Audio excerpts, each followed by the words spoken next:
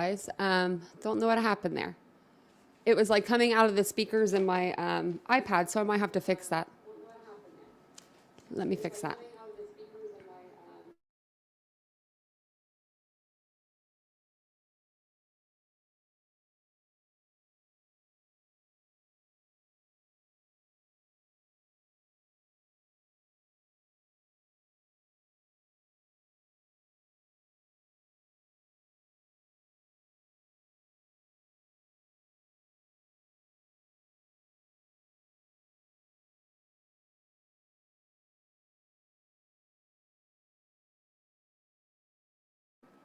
Okay, can you guys hear me okay?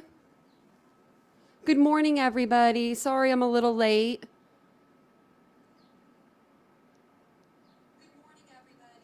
Okay, it sounds like you guys can hear me.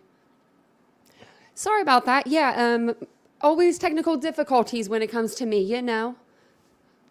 It was fine earlier and when I did a pre-recorded and then it just like decided to come out of the other speakers, so that wasn't going to work. That would be like a really bad echo. So good morning, good morning, good morning and welcome. If this is your first time on my channel, my name is Tanya or TitaniumBuilt, whichever you want to call me. If you guys are just now joining, if you could just like the video as you guys are coming in. It looks like we've got the usual suspects in here, so that's always good to see.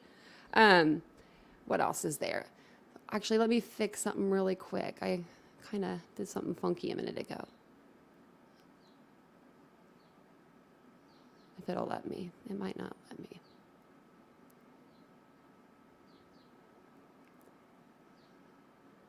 Okay, that's okay. I'll just reopen it. That's fine. I was trying to do something for you guys. Okay, so as I'm getting this prepared, if I can get it prepared, let's see.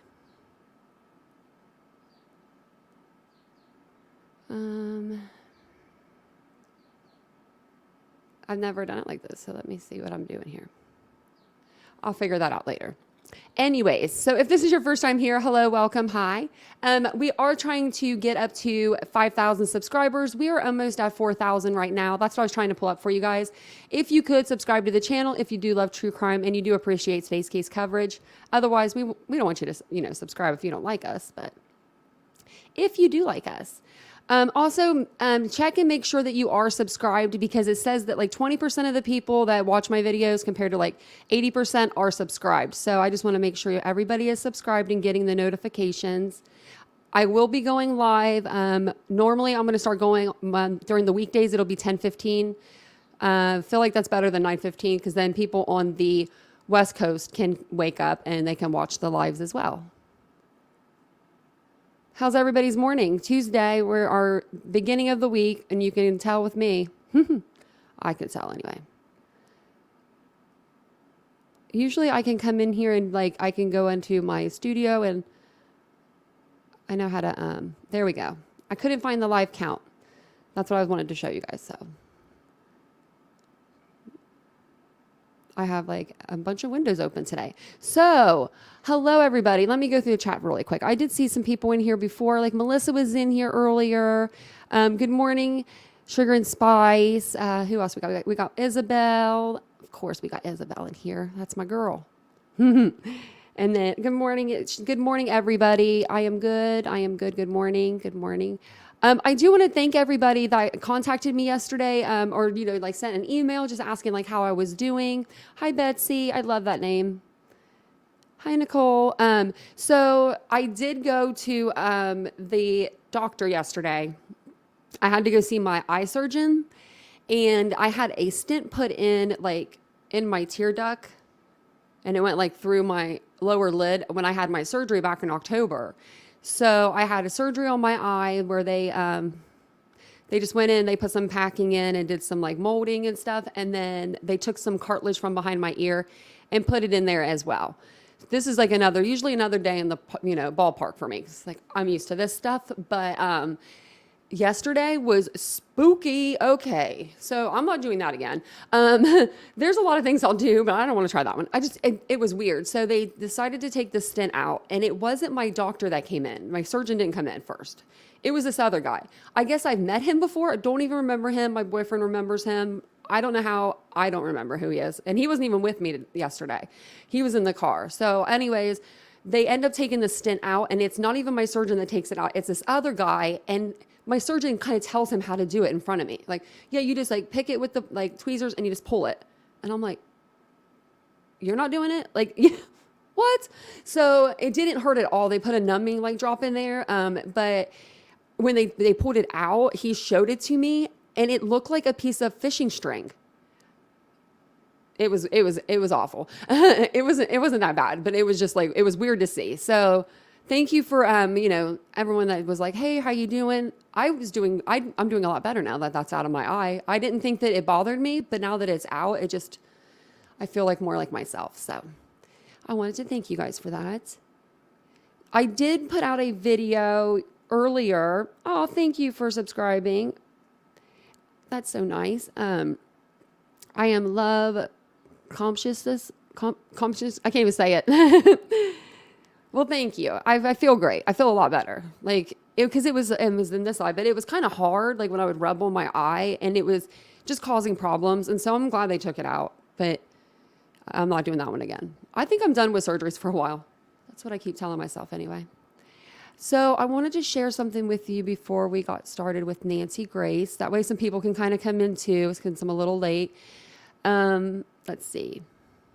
So we are trying to get to 5,000 subscribers, like I said, and I will share my screen here with you. So we're at 3845. We are so close. We're doing another giveaway once we hit 5,000, and then I get my TitaniumBuilt sign, my neon sign. So we both win. I'm so excited about it. And it's a live account, so it'll go up whenever people want to subscribe, and I'll just show it throughout the live. And then, let me see here. We'll go ahead and go over here. Has anyone heard of about Brian Kohberger's dad cleaning up around the house?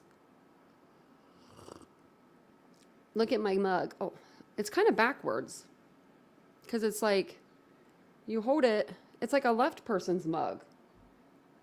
Like, it's like a left-handed mug, it almost looks like. Do they make those?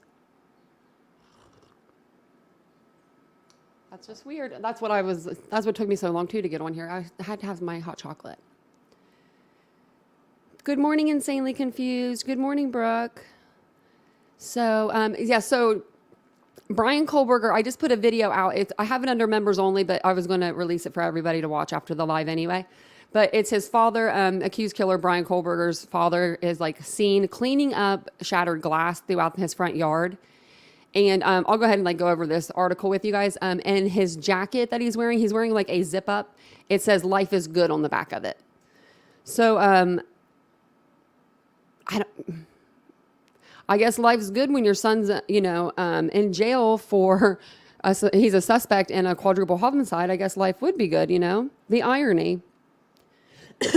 Right, sugar and spice. That's what I thought too.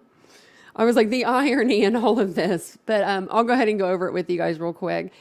It says, exclusive: father of accused killer Brian Kohberger cleans up shattered glass from his front door and broken window blinds that were damaged after SWAT team descended on the family's Pennsylvania home to arrest their son.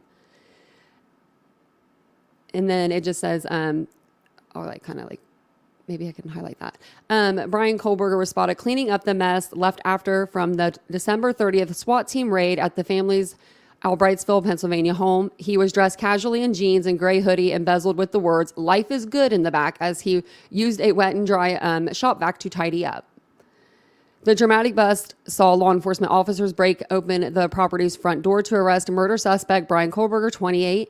Shards from the door's glass panel could be seen lying near a trash can containing broken window blinds that were also damaged during the bust. I heard that they broke all the windows. And then, so there's him. Yeah, it says the father of the accused killer was spotted cleaning up debris and shattered glass left from the Pennsylvania home after the arrest of their son. And then it says Michael Kohberger spent Sunday afternoon tidying up the mess from the SWAT team raid.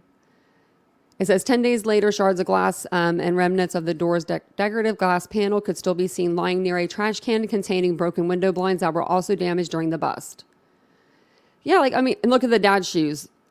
He's got the dad shoes on. He's rocking them. He's rocking the whole dad outfit. For sure. He just looks weird. I don't know. He rubs me the wrong way. Why would you? I mean, I know you have to clean your yard. I know you do. You have to clean that crap up because you're going to, like, that's glass. You can't have that around.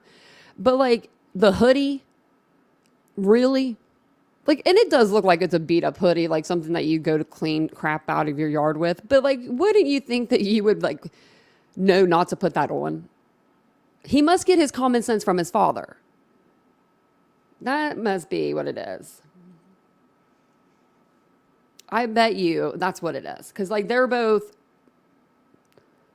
not with it when it comes to being, when you're going down the, you know, common sense train. If you're going down that, on that bus, they didn't jump aboard. They didn't hop on. They hopped off and shit, the train ran over them. They didn't even get on. Hi, Crime with K. Hi. Yeah, so then there he is again. Guess better him than his wife. His wife ain't going to go out there. And then that's the door where they, the SWAT team had, you know, busted in. They did that because he was a high risk. They consider him high risk. So,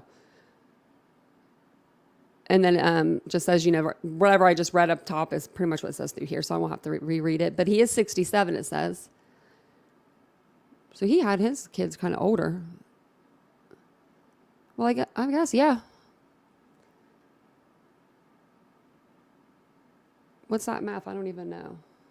I'm like the worst person when it comes to that. How old did I say he was?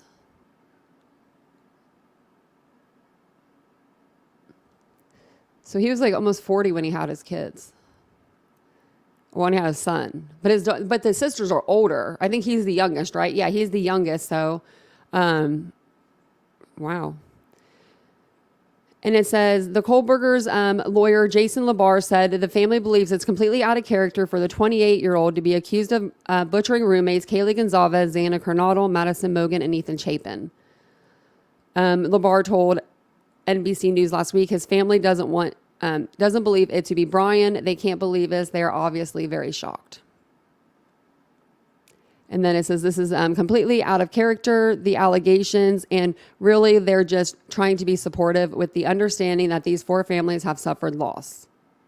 So I guess they can't come back and say that his family can't come back and say, well, you know, he was troubled, because right there it says that it's completely out of character for him. That's what his family said. So I'll remember this article. Yeah, those are dad's shoes. They all, yeah. When I saw them, I was like, oh, Lord have mercy. My dad had some of those New Balances back in the early 2000s, early 2000s, but they were white. Those things just need to be thrown away. That's what I can't get over that either. I cannot get over that he flew out there. To drive back home. There's no reason for it. The only explanation that would ever be an explanation, and that's not even still an explanation, would be that if they were bringing the car back because they were selling the car. But still, why wouldn't Brian just drive by himself? My boyfriend went to school at Ohio State. He was in Michigan, and then he went to school at Ohio State, and he drove from Michigan once all the way to California and back, and then I think he did it a second time to Ohio and drove by himself. So I just don't understand why you cannot drive by yourself. You're a 28-year-old man. I mean, you know. I thought so. Maybe he thought it would be funny. Like, he might think that he was, I mean, I don't know. I don't know. I don't know. I mean, like, I'm just going to put my Life is Good hoodie on. He probably could have put that on and not even thought twice about it, but I don't know. It's just really bad. It's just really bad timing, sir.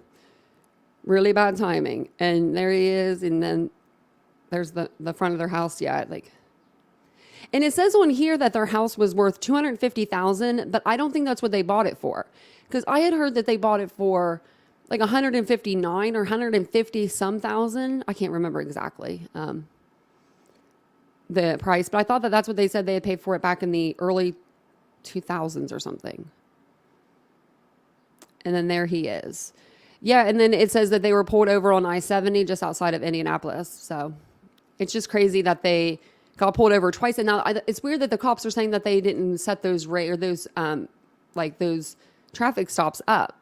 Like first they were coming out and they were saying, yeah, we set it up. That's what I thought anyway. And now I'm hearing that they didn't set it up. So I don't know which is which.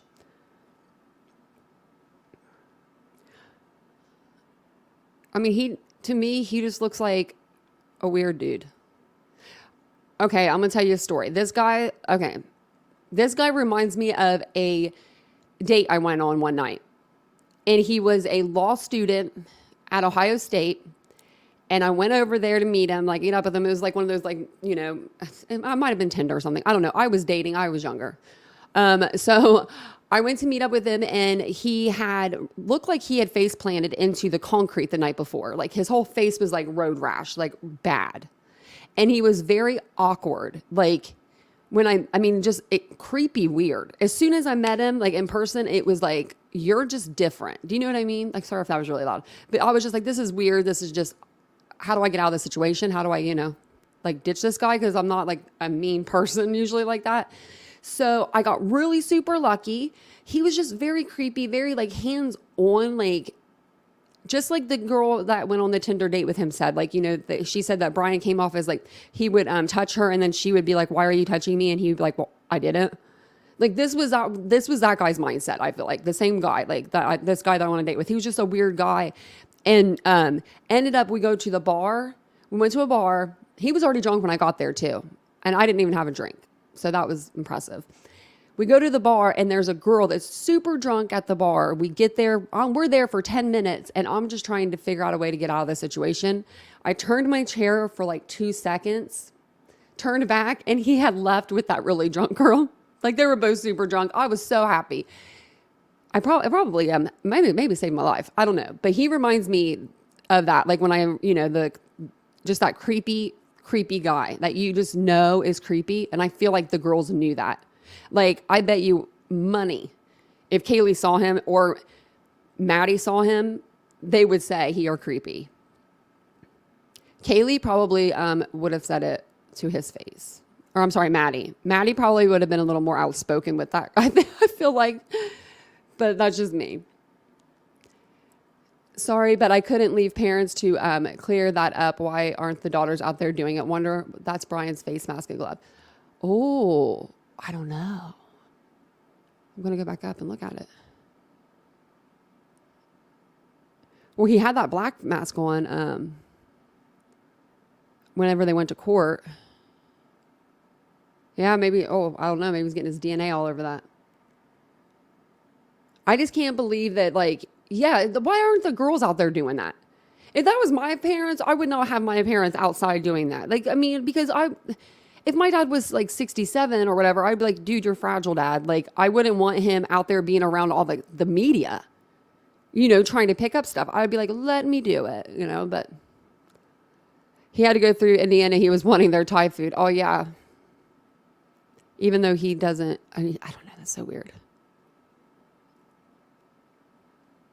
He does look like a little Ted Bundy with a little Travis Barker thrown in. He, like when they had, someone did a video, I think it was Crime Circus. I don't watch a lot of his videos, but I watched one yesterday, I think it was. And it was really good. He had all these different pictures of Ted Bundy. And I was always like, don't compare him to Ted. Like the one picture I thought like, oh, that does look a lot like. But all the pictures this guy was flashing on the screen looked like him. Like the eyes and stuff. I was like, that's not good. Maybe the dad likes attention same as the son. Yeah. You never know. You never know. Okay, let's see. Should we do crime stories first or here, actually, since we were talking about the Tinder date with Brian, she came out and she has a TikTok. So she shared a couple videos on there and I figured we could watch them. Hopefully none of them have music. I don't think that they do. And there's not like a whole lot on there. Like some of these are, some of these aren't, like, have to do with him. But she has an okay following, 24, 25 more than me. If you want to follow me over on TikTok, it's at TitaniumBuilt. So it looks like this girl did like a stitch with her. I don't know the first one to ever come out. It looks like this one, but maybe she deleted it. So we'll just start here. To women. Well, one lady came forward and said she had a date with Brian. Then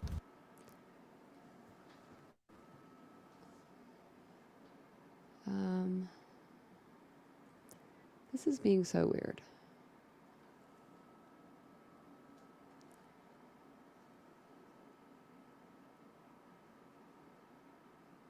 Maybe I have to do that. Oh, okay. Now we're in business. I think that's better. Hopefully it doesn't echo, but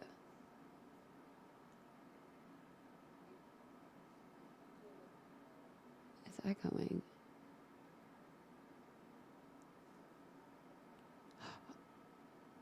That's why. Okay, I figured it out. Sorry, guys. Sorry about the echo. Okay, I figured it out. Y'all know me. I'm not the most tech savvy girl in the world, but I'm trying. Okay.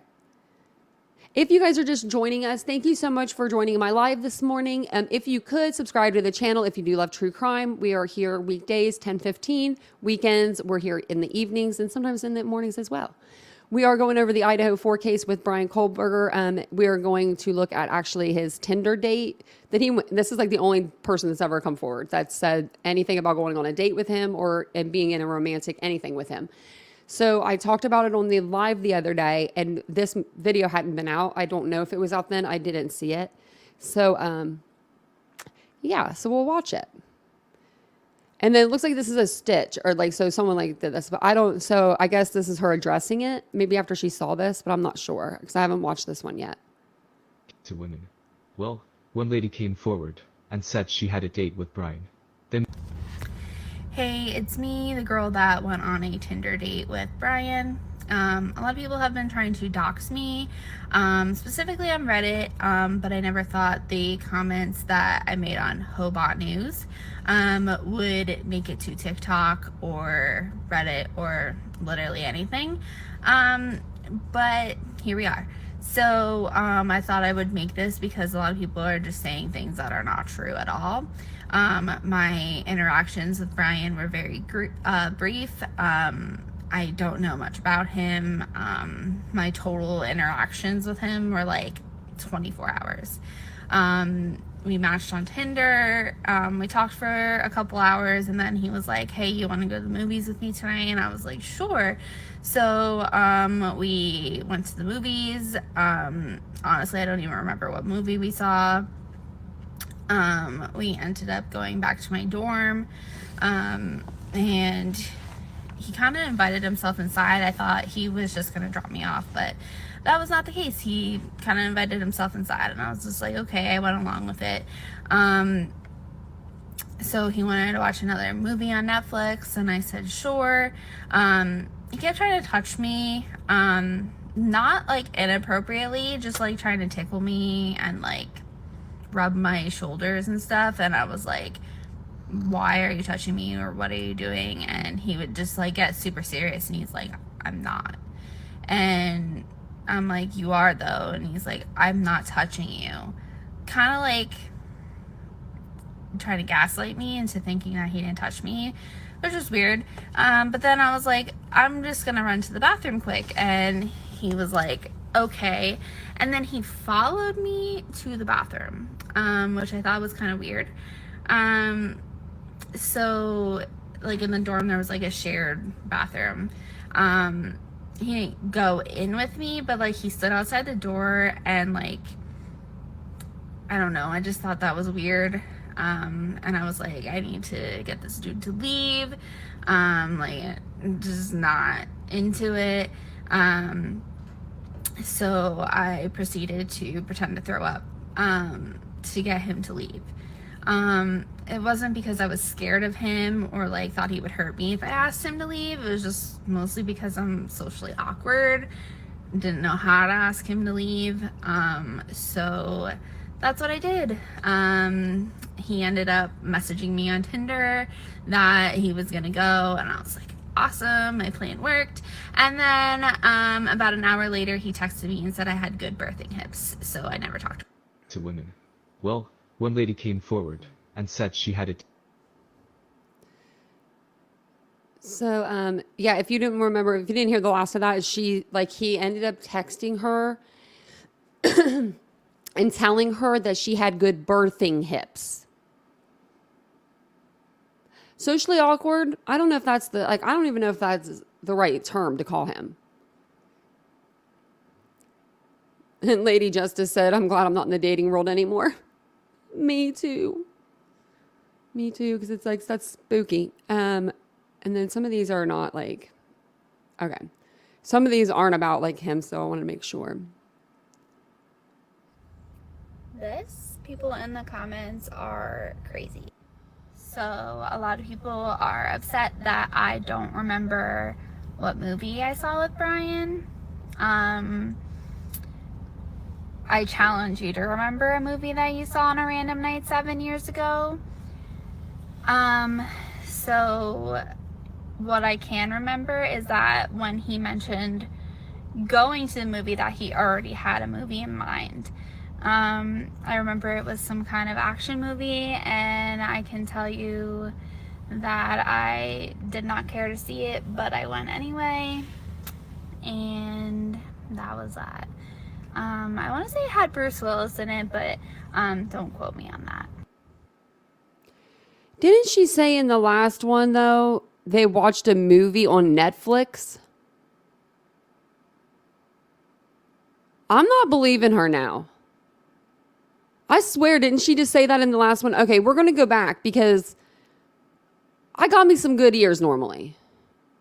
The eye's the problem, not the ears. So let's go back. Let's just listen to her say what she said what they did. Because I think it's in the beginning of it. to women. Well, one lady came forward and said she had a date with Brian. Hey, it's me, the girl that went on a Tinder date with Brian. A lot of people have been trying to dox me, specifically on Reddit, but I never thought the comments that I made on Hobot News would make it to TikTok or Reddit or literally anything. But here we are. So I thought I would make this because a lot of people are just saying things that are not true at all. My interactions with Brian were very brief. I don't know much about him. My total interactions with him were like 24 hours. We matched on Tinder. We talked for a couple hours, and then he was like, hey, you want to go to the movies with me tonight? And I was like, sure. So she did say go to the movies there. I'm sorry. But I think she did say like Netflix. I know she said Netflix, so that's what was getting me so confused. Because I'm like, there's no reason for her to lie. But then I'm like, I know I heard Netflix. So maybe because she said they hung out for around 24 hours. So I'm wondering if they or she said she had interaction with him. So I'm wondering if they really they hung out like a whole day. We went to the movies. Honestly, I don't even remember what movie we saw. We ended up going back to my dorm. And he kind of invited himself inside. I thought he would. That's what it was. Okay. So they went to the movies and then they went back to her dorm. And that's what it was after the movie. Okay. I'm so sorry. I was thinking, man, what am I missed that first part of that. So, okay. And then I'll go back to here. People in the comments are crazy. So a lot of people are upset that I don't remember what movie I saw with Brian. I challenge you to remember a movie that you saw on a random night 7 years ago. So what I can remember is that when he mentioned going to the movie, that he already had a movie in mind. I remember it was some kind of action movie, and I can tell you that I did not care to see it, but I went anyway, and that was that. I want to say it had Bruce Willis in it, but don't quote me on that. A lot of people are also overlooking the fact that this was 7 years ago. Yes, I am currently married. I started dating my now husband in August of 2015. My now husband and I broke up from November of 2015 and March of 2016. And in between that time, I went on a couple Tinder dates, and one of them was with Brian. I'm not a swinger, and I am not a polygamist. No hate to those that are, but just to clear that up. Also, a lot of people are shaming me for allowing him inside. I didn't really allow him inside. When he parked his car, I kind of just assumed that he wanted to sit and talk, because you can't really talk to someone during a movie date. So we did sit and talk in his car for a while. And then when I mentioned going inside, he was like, "Oh, I'll go with you." And I was just like, "Okay." Like, he just seemed really excited about it. I don't know. I was 19 and stupid. I did a lot of stupid things with men from Tinder. And no, I did not sleep with him. Yeah, that's that.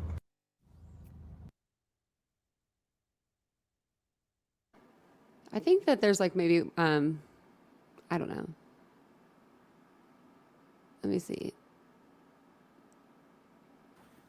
Bro, why are you dressed like you're 13? Okay, that's not one. Okay, here's one. I thought there was a couple more. The point of me bringing this to the public's attention is the fact that there were untrue rumors going around about me, just because I posted one Facebook comment about how I went on a date with him. People were saying I was his ex-girlfriend and that I knew more than I was saying. And the other point is to just be aware of who you're meeting up with, and maybe save another 19-year-old girl from being stupid. I was lucky that he didn't hurt me, and I was lucky that no one else I went on a Tinder date with hurt me. But things could have ended very differently. So, I used to go, I did Tinder for a while. That's how I met my boyfriend. So I can't say anything bad about the app, but I will say when I did do, like when I used Tinder, because I never dated like ever. I never got a date. So when I hit like 29, it was literally for like 6 months I dated. I was like, I'm going to go on some dates. And then I ended up meeting my boyfriend now. But what was I going to say about the app? I was going to say something about it. Hold on, let me see. Now I can't remember. It was something about the app. It just slipped my mind. Oh, that's what that's what I was gonna say. So when I was using the app, I was cautious about things. Like, I don't know, maybe I'm older, I don't know. But when I would leave, because I had a roommate at the time, so when I would go like on my Tinder date or whatever it was, or if I just went on any date with anybody, I would literally, like, when they weren't looking, of course, like, I'm going to make it obvious, but I would take a picture of their license plate before I got into the car. And I would send that to my roommate. That way, if I didn't come home at a certain time, they knew exactly what car I was in. You know, license plate would come back, make, model, person. So that's what I always did. Because you have to be cautious whenever you use dating apps. But I'm glad that she is safe. I'm glad that something bad didn't happen to her. And then this one I think was kind of funny. This is just because she was reacting to this person's comment, and I thought it was pretty funny.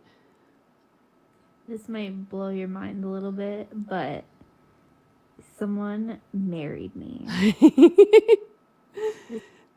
See, that cracked me up. Let me see. Let me play it again. This might blow your mind a little bit, but someone married me.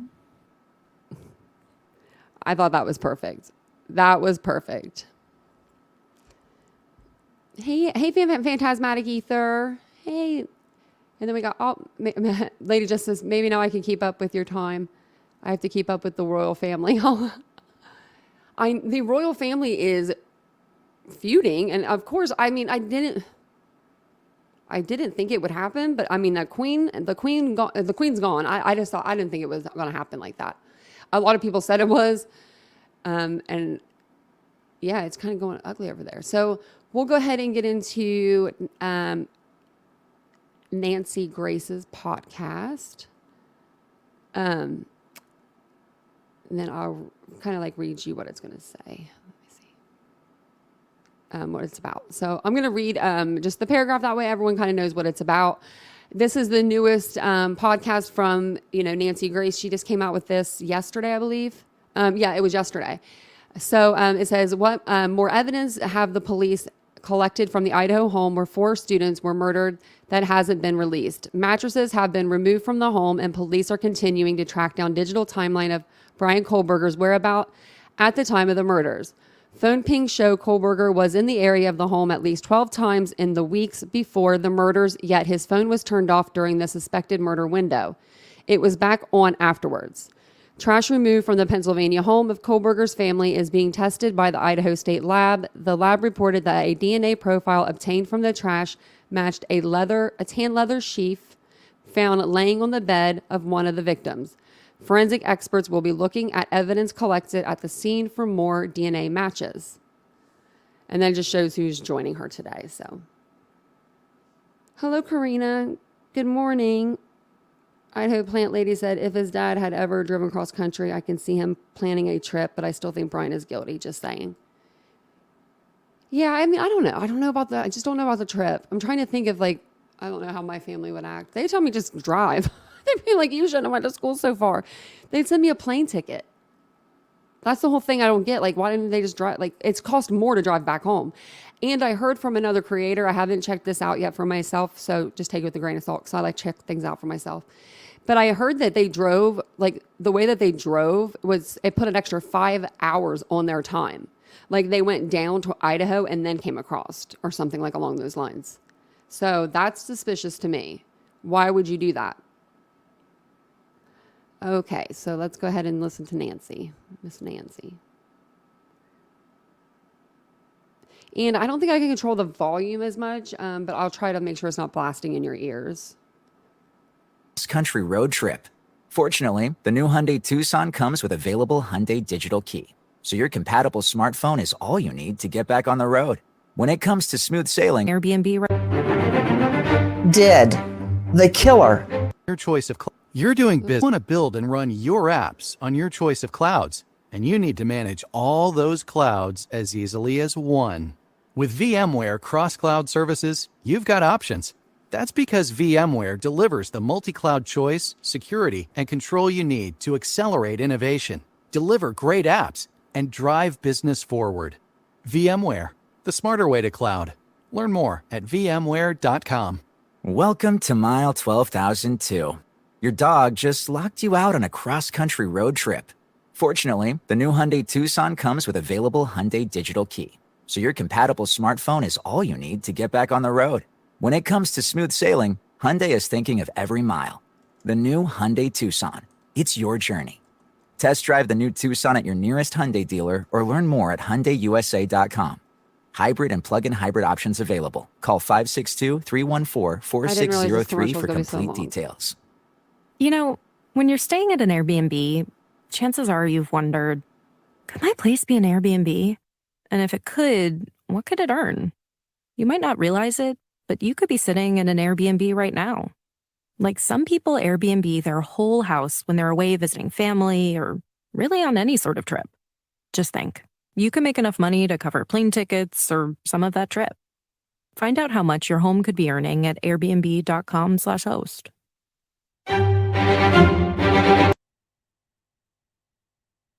If you guys are just now joining us, I just wanted to let everyone know where we're at. We're getting ready to watch Nancy Grace right now. She just came out with this podcast yesterday, so it's about 37 minutes long, I'd say, give or take. And I'll pause it probably throughout. That way we can discuss some of the things that she goes over. If you guys wouldn't mind, hit the subscribe button, smash the like button, all that good stuff. 5,000 subscribers. Once we hit that, we're going to do our next giveaway, and we're doing so good right now. We are at 3850. So, and it updates in real time. So we were at 3840 something when we first got on. So we're literally going up pretty fast. So we're going to be doing that giveaway very soon, I feel like. So I'll go ahead and play the podcast for you guys, and we'll probably talk throughout it as well. Don't forget to leave your comments in the chat. We love to hear from you.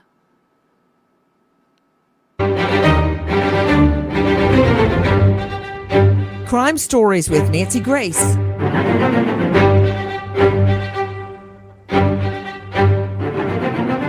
Did the killer in the Idaho student murders actually go online and brag? Now that probable cause affidavit has established that the alleged killer, Brian Kohberger, had stalked out the murder house at least, and I emphasize at least, 12 times before the murder, dating all the way back to June. Was that before he even started school in his PhD program? He was already staking them out.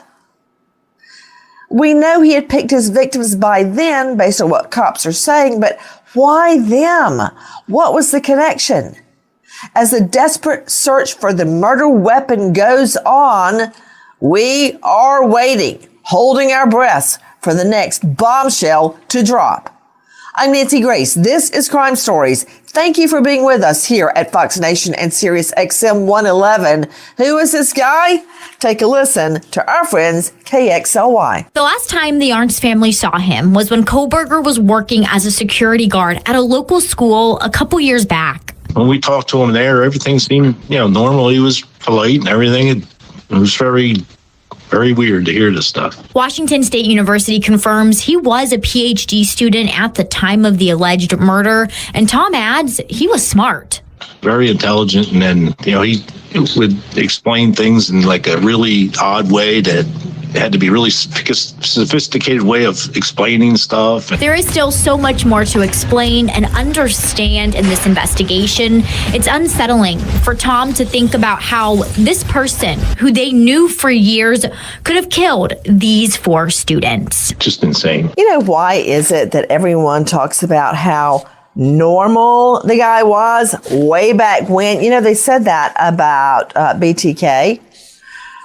We find out that Bundy charmed people, very charming. Scott Peterson seemed like the all-American guy, didn't he? We're hearing the same thing now, but can that possibly be true?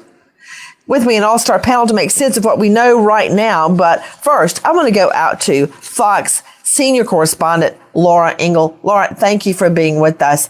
I was thinking about it before we took to the air.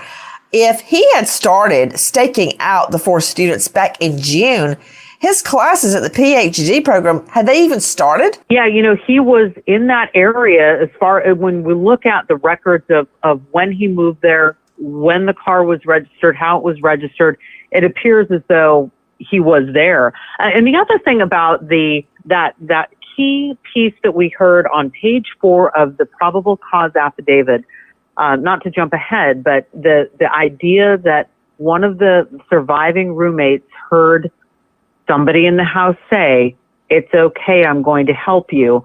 I just want to remind us of a story that we heard very early on when Brian Kohberger was first arrested and we didn't have a name. And when we heard that name, Brian Kohberger, everybody pulled up this old newspaper article from Pennsylvania when he was a part-time security guard at a school district, and how he was a part of the super heroic saving of a woman who had an asthma attack. And he and another school guard, got down on the ground and helped her. And they said Brian helped to save her life. And I just wanted to draw that connection of just, I don't know. I don't know if he said those words, if that was a recording of some kind on her TikTok, but it was just, I thought, an interesting connection that he was a private security guard in an effort at all of the criminology that he took and the applying to be an intern with the Pullman Police Department, that there is a record of him being on the ground trying to help a woman, running to get an AED to save a woman's life. So I know that we had talked a little bit about that on previous shows. But it is certainly eerie. Yeah, you know what, Laura Ingle, it really is, because you see the dichotomy of someone that could have been really a hero in this world and has done the exact opposite and turned into the devil. And of course, let me just say again, before I'm pilloried online, everyone is presumed innocent until they're proven guilty. And that goes for Brian Kohberger as well. You know, Dr. Bethany Marshall joining us, a high-profile psychoanalyst, joining us out of Beverly Hills at drbethanymarshallmd.com. Dr. Bethany, that's really interesting what Laura Ingle told us, how he had gone so far as to save someone's life, being written up and lauded for it, and then somehow took a really dark turn. But my initial reaction was, it's a show. There's a whole drama going on. It's Kohberger's world, and we're all just living in it. Nancy, think about one of the associated features of sociopathy, which is... Which what you just said means nothing to me. I don't even know what you're talking about. The what? Well, One of the what of the what? So sociopaths and serial killers are always sociopaths. And if Brian Kohberger did this, we were going to guess that this is a first killing in what was intended to be a long life of serial killing. Okay, so let's hold that in our minds that he is possibly a serial killer and he got caught on his first offense. So what do we know about men like this? And yes, they're mostly men. They are grandiose. They are glib. They are charming. But it's a thin veneer. It's a superficial veneer of grandiosity, meaning that they want to be the center of attention. They want to be the star. They want everybody to look up to them. They want to feel like they are saving the world. But when I say it's a thin veneer, they'll only act this way until you disagree with them. And then the veneer cracks and they become vicious, they become mean, and they go on the attack. So think about the little boy he saved with the asthma attack. I can imagine the parents calling him, asking him over to dinner, him getting cards, maybe asked to go on a local TV show. I'm just kind of making this up.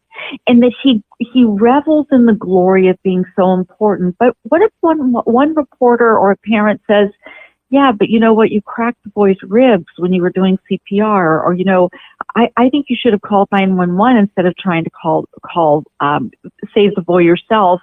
Then he would have turned on them. Well, I'm also wondering if that has anything to do with the way he picked his victims. Straight out to Chris McDonough joining me, director at the Cold Case Foundation, former homicide detective Chris, who I found, by the way, on his YouTube channel, The Interview Room.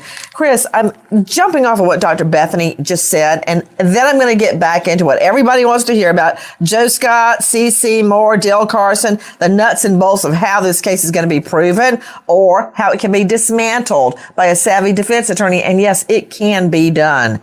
Chris McDonough, jumping off what Dr. Bethany just said, I've been asked over and over and over, what's the motive? Number one, state doesn't have to prove motive. Okay. We're not clairvoyant. We don't know what's going on in his head. Number two, it does help a jury to have a motive. So the killings make sense to them. Now, motive. Bethany was describing a scenario where someone who was a hero could quickly make an about face. We know, Chris McDonough, that there have been occasions where Kohberger had been asked to refrain from creeping out women at bars. We know that he bragged to a classmate, I could go to pretty much any bar or restaurant and have any lady I want. He actually said that. Okay, let that sink in for just a moment. Do you think there's a possibility, he was doing all this study with felons, violent felons, about how did you pick your victims? How did you approach your victims? And a lot more. That's even creepier. Do you think somehow he had been at a bar or a restaurant and one of these young girls had ignored him or didn't respond to his advances? And that is how he started following them, because he would actually ask women at bars. I mean, Jack and Sid, how much would this creep you out if a guy came up and said, what's your address? I would run for the hills if I'd seen a monster. I mean, for sure. No question about that.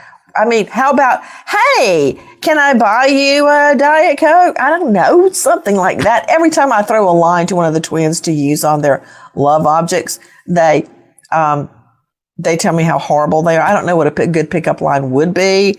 I suggested to one of the twins to say, how was your New Year? And they doubled over laughing. They could never say, how was your New Year to somebody. So I'm not good at that. So Chris McDonough, What about it? Well, Nancy, the fact that it's not an obvious motive that's, right on the surface here, and the fact that we talked about this on your show earlier, where, he treated this killing as if it was an event in his life. One of his creepy experiments? Yes. Oh, Chris, wait. You just gave me a thought. Hold on. Yep. You know how he would ask all the violent felons, murderers, rapists, child rapists? What was going through your mind? How did you feel during the murder or during the rape? I wonder if he was doing this to see how it really did feel, what it was really like. I mean, this whole thing was over it. I'm sure Joe Scott and Dale Carson are going to have something to say about this. Over in 16 minutes, based on the timing when he pulled up and when he left. It was almost clinical, in and out. There was no rape. There was no theft. He just went in, did the killing, and left, Chris McDonough. How's that? Yeah. And he presented himself in such a cool-headed chameleon type of way, evident of the fact that we have, this information allegedly that he says, I'm here to help you. So this guy allegedly, if he is the suspect, which, he's been arrested, he is that guy that if somebody, and the doc can keep me honest here, if somebody pushes him away, he's going to hold a grudge for quite some time. So in my mind, my question has been, how long has he been holding this grudge? And that those women, were they the receivers of that anger? Good thought. And I want to follow up with Laura Ingle. Laura Ingle, senior correspondent, Fox News. Laura, you were so incredible on Fox News last night. Every time you start talking, it completely changes the course of my questioning. I hope you know that, which is a good thing, because it's always something new that you're going to say. I want to follow up on what Chris said. And guys, remember, how many times do I have to tell you this? Dale Carson and Joe Scott Morgan and C.C. Moore, brilliant genealogists, by the way. We're not having tea at Highgrove with King Charles and Camilla, okay? Jump in. Well, there's no question he had a relationship with those women. Don't jump in quite yet. Wait. Come on. You know he had a relationship. Wait. Laura, you're going to like this, Dale. Yes. You're going to like this. Okay, if he had met them, all right, at some point, getting a coffee and saying, hey, do you live around here? And she goes, well, I'm not going to say it because that's a curse word. I gave up cursing. Get lost. I'll put it in a nice way. He was staking them out in June, Laura.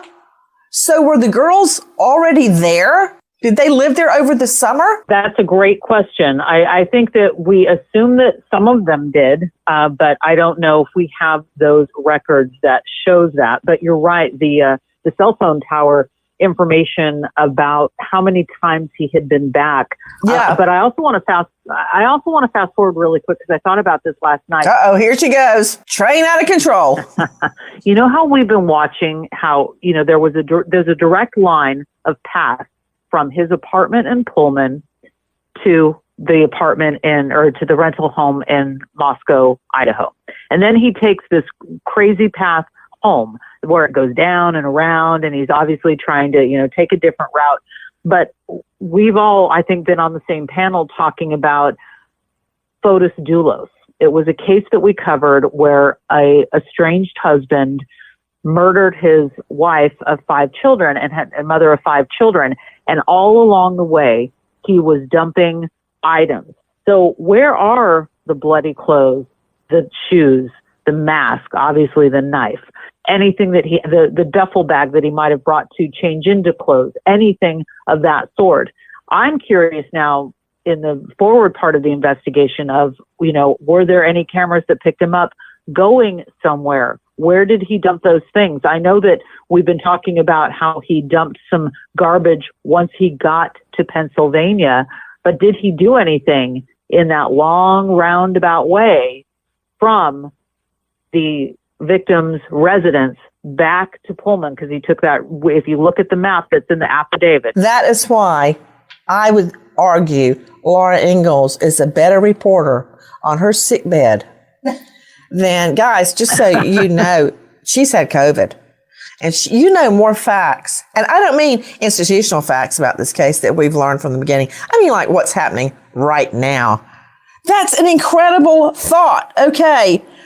This means something, Dale Carson, because I'm getting chills. But look, the here knife is not all that important. Can I just introduce you? Dale Carson, trial lawyer out of Jacksonville. I'm going to get it in. And this is a good part. Former FBI and former cop in Miami-Dade at DaleCarsonLaw.com. Okay, go Dale. You got an eyewitness of him being in the property. You have his DNA. You have a number of slaughtered victims. Having a knife isn't like trying to find a gun where you can connect the bullet through case markings to the actual firearm that you find in the defendant's possession. This is a knife. It can't be exactly, and Joe can correct me on this, it can't be exactly determined that that was the knife unless there's DNA on it later. You're absolutely right. And I'll tell you why, Joe Carson, and I've had it out with so many forensic dentists on this exact point. Let's do what you just said. Joseph Scott Morgan joining me, professor of forensics, Jacksonville State University, host of a new hit series, Body Bags, with Joe Scott Morgan on iHeart. Joe Scott, same theory applies to forensic dentistry as it does with this knife. Flesh is flexible, and you can't really, it's like trying to get a teeth mark in Jell-O. Ain't gonna happen. I mean, unless you've got some really crazy set of teeth, then occasionally I've seen it be very convincing. Yeah, but still, you can't. One of the problems with, we're not going to go down this path too far.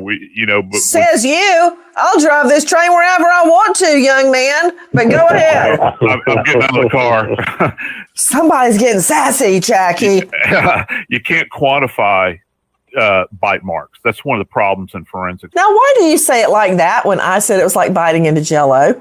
But go ahead, Professor. Well, thank you. You can't quantify it, and the same applies to a knife wound. You can examine it, you can compare it, and you can say it's close to. Here's one thing that I find very interesting, and something that we do in the morgue that people might not be aware of. Even with knife wounds, prior to the things that we'll do are full body X-rays. And this is kind of key here because this knife was used allegedly multiple times, right? So every time you're striking with this knife, there is a potential that the structural integrity of the knife is being compromised. It's wearing down.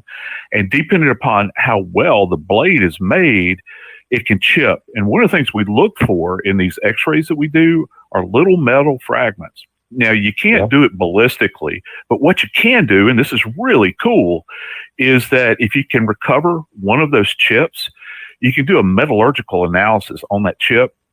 And what that means is the chemistry behind the creation of that blade is unique to that particular manufacturer. Okay, wait. Let me just understand what you're saying. Are you saying a knife, use of a knife in a murder can use tiny microscopic pieces of metal in the wound? Yes, it can. Have you ever seen that happen? Yes, I have. How often have you seen that happen? Infrequently. You mean rarely? Okay, because Joe Scott, I hear what you're saying, and I do think it can happen. And as you were saying, the worse the quality of the knife, the more likely it will happen.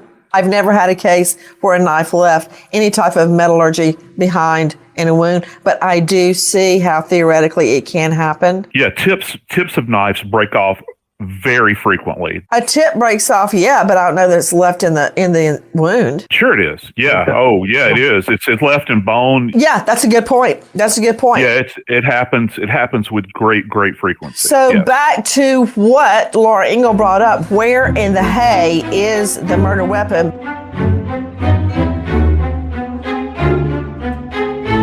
A Fox Nation exclusive. An international pop star stripped of human rights. How does that happen? easier than you think. If you guys could, Join if you're just us now for a joining the deep vibe, dive we into are Britney watching Nancy Spears' Grace. conservatorship. The Trapped. podcast that she just Streaming came out now with on Fox yesterday Nation. on the Idaho 4 Shopping murders for and beauty the products suspect, Brian in a Kohberger. store? If you That's could so smash that 2022. like button for What your girl, if you that would could mean fill the your world to me. entire makeup And if drawer you could with the subscribe hottest to the products channel, of that would mean even 2023 more. It's without free to leaving do. your It really house? does help my channel Meet grow. Ipsy. We're trying to hit IPSY. 5,000 subscribers. With Ipsy, That way you we get can do our 5 next new giveaway. beauty products a So month worth over $50. we are but pushing Ipsy for is it, only guys. $13. And Go if to we have like Ipsy.com. 514 That's people in here right now, if IPSY.com everybody to join that, today. 520, New year, if new everybody you, subscribed that new didn't already beauty subscribe, products we'd be from like, Ipsy, the we'd only best need like kept maybe secret in 500 beauty. more. Join now or at 400 more. IPSY.com.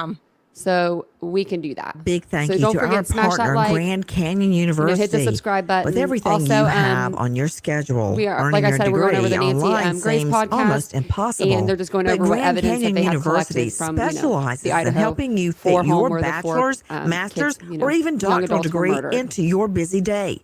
From scholarships to customized scheduling, your And we're just on a graduation commercial team right now. led by That's your why I own am GCU talking, and that's counselor why Nancy provides isn't you talking. with the personal I'm support you wondering, though, need if they, to succeed. like Nancy was saying, I Achieve wonder your if they goals did those with your X-rays, personalized plan like Joseph, and actually Joseph team Scott Morgan was saying behind about you. the X-rays. Find And I your wonder if purpose they did at Grand something where Canyon they University. were Visit able to gcu.edu. measure the depth of Thanks, the wounds. Grand Canyon Maybe University, because he says for something about doing being our X-rays. partner.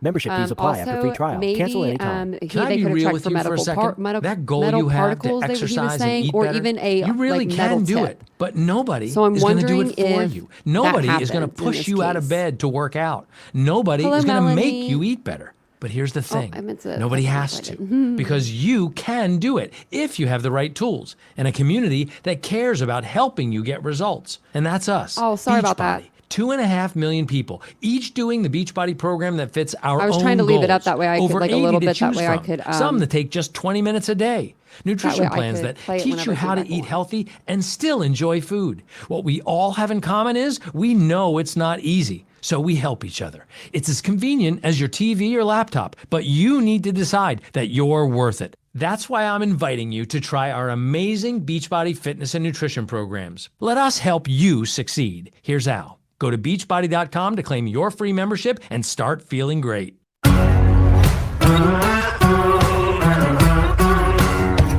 Crime Stories with Nancy Grace. Before I lose this guest, I'm going to circle back to the murder weapon. I've just got to go to Chief Genetic Genealogist, Parabon Nanolabs, CC Moore. Again, you know what? Dumb me down for me. I'm just a JD. I'm not a genetic genealogist. And you're bringing back memories, happy memories for me, sad memories for medical examiners and crime lab personnel, to go through every single line of their report and make them speak English that I can understand as a Shakespearean English major, CC. They need more DNA. Now, do I think the case is strong? Yes, I do. I think the case is incredibly strong. But that said, I can just see a Johnny Cochran move. God rest his soul. He was my co-anchor at Court TV, Cochran and Grace. I can see somebody like him coming in and going, what? Out of a bloodbath like this? And you're telling me the only DNA linking back to the defendant is a little epithelial skin cells on the snap, on the knife hilt? Really? And you're going to send my guy to the death penalty over that? Oh, HELLNO. That is what is going to happen. I'm telling you right now, unless somehow they can find some other DNA. Yeah, I agree with you, Nancy. They could argue that someone else transported that knife sheath to the crime scene. Or they could argue this, Cece. Oh, Lord, I don't want to give them any ideas. What if they argued, yeah, he went to a knife and gun show and he looked at a lot of knives and he opened them up and looked at them and snapped them back and put them back on the display. Then, of course, they'd have to dig up a knife and gun show that was in that area. But that said, there's a million ways they could counter that one little bit of DNA. For sure. So I think we know, based on the eyewitness DM, that he was not totally covered up. She was able to see his eyebrows And we are told that he was wearing a mask that covered his mouth and his nose. Well, that sounds like the kind of masks we've been wearing with COVID for the last 3 years. And it also might explain, by the way, why she wasn't thinking this was somebody who had done something terrible in the house. You know, those kids are used to seeing people wear masks. It's been really normalized over the last 3 years, and these are young kids. So anyway, was his hair covered? He's got a full head of hair. Did that guy walk in there not fully suited up? If so, I wouldn't be the least bit surprised if there is some hair evidence left at that scene. You know what, Cece Moore, I'm going to charge you for all the paper that I use. If you would laugh if you could see all the notes I take furiously whenever you start talking. I'm running out. I'm using the back pages of things the twins did in school in the 5th grade, for Pete's sake.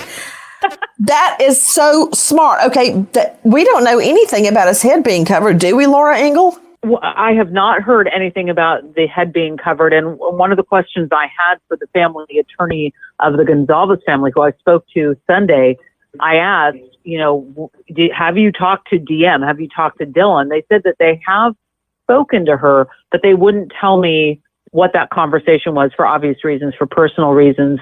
But you know, we don't know what more she said about what she saw. You know, when I first heard of the story, didn't we all sort of think that whoever did this must have been dressed like a ninja and maybe even wearing goggles for the sake of not leaving your DNA? But to your point, there just has to be more. The bed sheets, the comforter, the staircase, the door handle. I'm thinking about hair, and I've got to ask Jackie, why are you holding up a... Why would you wear goggles for DNA? Did you guys hear her? She said he would be wearing goggles. I'm really surprised at that. He goes to court on the 12th. So Kelsey, that'll be on Thursday. Unless they switched it or something. So, yeah, I don't know. That's just really weird. I don't know why you would wear goggles. I mean, I guess tears can come out of your eyes, but I don't think you would need to wear goggles. Silas' ski mask? Didn't she say he had a ski mask? Nobody ever said he wore a ski mask. Did anybody ever? He had a mask covering his nose and mouth. I haven't heard anything about ski mask. That's how facts get totally distorted. Has anybody said ski mask besides? Sorry, I'm interrupting it again. But yeah, no, definitely. Oh, eyelashes. That's a good one. Yeah, Susan. I didn't think about that, actually.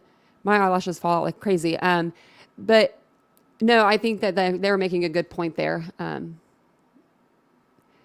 Damn, I thought they said today. I was hoping to see him burn. Yeah, no, so the next time that he goes into court, it'll probably be like an arraignment, and he'll basically probably, his lawyer will probably ask for a continuance maybe to collect more information. I don't know. Because lawyers like to continue things when they don't know what they're doing, like, or they don't have enough stuff to like go to court. But if not, he'll probably be just like put in a plea of guilty or not guilty, I would say. And he'll probably go guilty. So I don't know. Let's see here. Go back to the podcast. Jackie sitting right there who just cooked it up in her head. No, I heard that. You've had way too many Dunkin' Donut cups of coffee, Jackie. What, Dale? What, Dale? Ski mask? And I will tell you, it's in the car, as Joe Morgan will tell you. That's where the evidence is. And as soon as they find one of the victims' blood in that car. That's what they need. That is what they need. Yes. Hey, Cece Moore, I got off track with Jackie's ski mask allegation. What were you saying? Can I go back to the hair? Yes. So the hair, you know, you used to not be able to get DNA from rootless hair, but now we can, thanks to the brilliant Dr. Ed Green from Santa Cruz. And I've helped on 2 cases recently where all we had was a tiny piece of rootless hair. You mean mitochondrial DNA? Won't that work? Mitochondrial, yes, but you can actually now get autosomal DNA. Whoa, wait. What did you just call it? What did you call it? Autosomal DNA. That's the type of DNA. Autosomal? Yes. I'm going to throw that at Joe Scott and see if I can stuff him. Autosomal. He's probably Googling it right now. Go ahead. It's the type of DNA you get from both sides of your family, from all of your grandparents, great-grandparents. It's much more unique than mitochondrial DNA. Okay, and you're telling me I could get autosomal DNA from a hair without a nucleus, and it's more exact than just mitochondrial DNA, which you can get from a hair without a nucleus that only goes to your mother, correct? Right. Mitochondrial DNA, there can be thousands of people, tens of thousands of people who have the exact same signature, but no one's going to have your exact same autosomal DNA signature except for a twin. That's why I call her brilliant. Hey, Joe Scott, are you through Googling autosomal yet? Yes, I am. Okay. Guys, I'm just pulling Joe Scott's leg. He's an incredible forensics professor at Jacksonville State. Joe Scott, can we and everybody jump in, okay? You sure did pipe down Chris McDonough. I've got some ideas. Nancy. I'm waiting. All right, Joe Scott, if he could just drop one hair. One hair. Did you hear what CeCe Moore said? If we could just find one hair in all that mess of a crime scene, one hair, or as Dale Carson pointed out, one speck of blood in that Elantra. Joe Scott, how are we going to do this? Look to the hands. Look to the hands, Nancy, because this is key. We've made a big deal over the last few weeks about the examination of these victims' hands at the morgue. Remember, they bagged the hands, which is something that we normally do, all right? But when this occurs, and you have individuals that are fighting back, remember, we've got documented defense wounds. They might be grabbing at the head, and if they do, and plus, if there is blood on the victim's hands, and everybody knows how tacky blood is and sticky, it's amazing. It's amazing what you will find contained, not just beneath the fingernails, and those are, you can really harvest a lot out of those, but also just stuck to the palms of the hands and the backs of the hands. One of these kids very well may have pulled out a root, a hair with a root intact as well. To Cece's point about the autosomal DNA, and some of this hair might be fractured. You never know. But that's why they have gone over these bodies with a fine-tooth comb, Nancy, and they have recovered every bit of trace evidence. I'm hoping they have at the morgue. And they applied a team to this that did nothing but this. The clothes of the kids were taken care of very well. They were sent to the crime lab. Everything was documented. And I can't, we could spend 2 shows just talking about the examination that they're going to do on these clothing alone for trace evidence and extracting anything they can that might be DNA rich. Okay, I want to hear what Chris McDonough's idea is. So, Nancy, on the sheath, I want to go back to the sheath for a moment, if we can. Okay, it's laying next to Maddie, one of the victims. Yep, by her leg. You notice there's no conversation in the affidavit. I've had many judges ask me, is there anything else belonging to anybody else on this item, i.e. cross, blood, et cetera, et cetera? No, Your Honor, it looks like it's a single source DNA. So here's my thought. That scene was a horror house. Why is there not blood on this sheet? And I would submit to you, if it was, that would have been put into the affidavit. And that's why. Okay, hold on, Chris McDonough. Say that again very slowly. Sure. So the sheet, we know there's single source DNA on the snap from a male. And then they've now matched that, through family members. But what we're not hearing is cross, contamination from the scene itself, i.e. if he drops this and he's stabbing, there's blood going everywhere. And I would submit to you, if it ends up right next to that victim, there is blood on that sheet, but we're not hearing about that. So my thinking is, did this guy bring this post-homicide and place it there as part of a staging activity? No, he didn't have time. He didn't have time to do that. Guys, Okay. No, Chris McDonough, I want to hear everything. Guys, this is how cases are fine-tuned. They're honed by, I remember talking to my best friend. The total time that he was there was 16 minutes. I don't think he had time to plant stuff. Why would he plant his own fingerprint at the crime scene? I guess if it was somebody else's, is that what they're insinuating? That someone would, that makes no sense to me, y'all. So, yeah, no, it was his DNA skin cells that were found on the button snap of the knife sheath, which I find is pretty damning because that's how you take the knife out of the sheath. I mean, it could have been there if he wanted to say previously had been in that house, but there's two roommates there that can say, no, he's never been here. We don't know him because, I mean, you know, they have Dylan and Bethany, but I don't know. I mean, in the DA's office about cases, talking to my investigator, working the evidence through, seeing what would work, what wouldn't. Like what you just heard McDonough say, that would be a fantastic theory to put to a jury, but yet we know he was only in there for 20 minutes.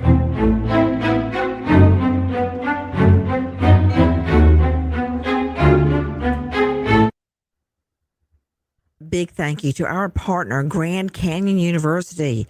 With everything you have on your schedule, earning your degree online seems almost impossible. But Grand Canyon University specializes in helping you fit your bachelor's, master's, or even doctoral degree into your busy day. From scholarships to customized scheduling, your graduation team, led by your own GCU counselor, provides you with the personal support you need to succeed. Achieve your goals with your personalized plan and team behind you. Find your purpose at Grand Canyon University. Visit gcu.edu. Thanks, Grand Canyon University, for being our partner. Membership fees apply after free trial. Cancel anytime. Can I be real with you for a second? That goal you have to exercise and eat better, you really can do it, but nobody is going to do it for you. Nobody is going to push you out of bed to work out. Nobody is going to make you eat better. But here's the thing. Nobody has to, because you can do it if you have the right tools and a community that cares about helping you get results. And that's us, Beachbody. 2.5 million people, each doing the Beachbody program that fits our own goals. Over 80 to choose from, some that take just 20 minutes a day. Nutrition plans that teach you how to eat healthy and still enjoy food. What we all have in common is we know it's not easy, so we help each other. It's as convenient as your TV or laptop, but you need to decide that you're worth it. That's why I'm inviting you to try our amazing Beachbody fitness and nutrition programs. Let us help you succeed. Here's Al. I'll just unmute the mic so I don't have to type it all out. But yeah, no, so he was there. He was seen parking, and I don't know if they had got him on actual physical camera, like him getting out of the vehicle, but they do have the vehicle parking at 4:04 a.m. and then it's seen leaving at 4:20 a.m. So that's where I get the 16 minutes from. It's probably less than 16 minutes. To me, that's incredibly fast, just either way. But yeah, I wanted to let you guys know. Also, he did come back that day at 9:12 a.m. He came back. He was there from 9:12 to 9:21, and then he left. Then that's when he decided to go to Albertsons, which was about 40 minutes away. Then he went about an hour and 40 minutes, I believe, away from Albertsons, 2 hours from his own home, something along those lines. So he was traveling a lot that day. That's when he cut his phone off again. When he was up in Johnson, Idaho, he cut his phone off again for 3 hours that evening. I think it was like from 5:30 to 8:30 or something along those lines. So he's not a very smart criminal. When he's doing something wrong, he turns his phone off. Act natural. Also, before I put it back on, if you guys could like the video as you guys are coming in, I really, really appreciate it. You guys coming and joining me for my live today. You guys are the bee's knees. And if you like true crime and that's something that you're into, don't forget to subscribe to the channel. We are here every day talking true crime. That's gross. Ugh. There's no evidence of that. But you and Bethany talk about it all the time. But when I say this, I'm like, oh no. Why did she say that? Okay. Okay, the other possibility, Nancy, is that I like the use of Joe Scott Morgan's word nesting. I'd never heard that before, but maybe he was also nesting at night when the kids were sleeping. I mean, he did that work so quickly, 16 minutes. I'm not a crime scene investigator. I'm just like, how do you kill 4 people in 16 minutes? Well, hold on. Chris McDonough has been at the scene. Chris, isn't it true that from the outside looking in, if you look in every window, you can easily spot the layout of the home? Absolutely, Nancy. And we talked about this on your show many times, where this guy is such a mechanical existence, and he's taken all of this time to kind of, set the stage like Joe's talking about. And that's where that cinder block in the back window behind the house that we spoke about just doesn't look right. That was just out of place. And one other thing on the evidence that I don't think nobody's talking about yet is after the incident, if he's gone out and, this. I'm going to go over that real quick. So he's talking about he's saying that the cinder block outside of the window looks suspicious. Well, it's not suspicious because we watched on my live a couple weeks ago the body cam footage with Kaylee coming out of the house along with Hunter. And in the body cam footage, you can clearly see like the cinder block kind of sitting there, and the screen of the window is already out. So those two things were already out, and they were already placed there. This was I believe the body cam was in August that we watched. So I don't think that that's connected to the murders unless Brian went there and took the cinder block out in August and took the screen out in August and placed it there for him to come back in November to commit the crime. So I just wanted to point that out because sometimes people get a couple details wrong. Move the items in various different locations. That air filter in that car is going to be critical to take, because you're able to get pollens from the different type of environments, trap them in that air filter, and Joe talk about this for days, but then bring a botanist in and see if those environments are consistent with those pollens. That is an incredible idea. Oh gosh, that's such a good idea. They had an AACC guy come in and check the air conditioning system in the house. They did? You know that? I do. You said they had a what kind of guy? HVAC, an air conditioning. HVAC. Yeah. Came into Nancy, the there's house. one more big piece of evidence that no one's really, diving What? into, and that's the shoe print. Yep. In the hallway that they recovered or noticed. They enhanced it with amido black, which is it's a protein. It reacts with the proteins in blood. So, and it's real and clear in the affidavit if, in fact, the footprint was left in blood. But they do have this identified as coming from a Van-style shoe, and it's a diamond pattern. It looks like it. I don't know if it's a heel strike or toe strike, but if he's transferring blood off of the sole of that shoe and it's creating a print, that's very significant. And all of these items, we're talking about knives, we're talking about shoes, all these things, it doesn't take forensics to track this down. This is shoe leather on the part of the cops going out and just trying to determine, did he own these things? Is there a purchase history with these things? Vans are very specific. And I know a lot of college kids have. My college kids that I teach at Jacksonville State wear them. But, that's significant. Is it something that he owned? And the pattern on that shoe is distinctive to him, depending upon the wear pattern. As you can see, there is so much evidence to sift through. And so far, all we've seen is a probable cause affidavit. What will come next? We wait as the evidence unfolds. Nancy Grace signing off. Goodbye. Okay, so I have a question for you guys.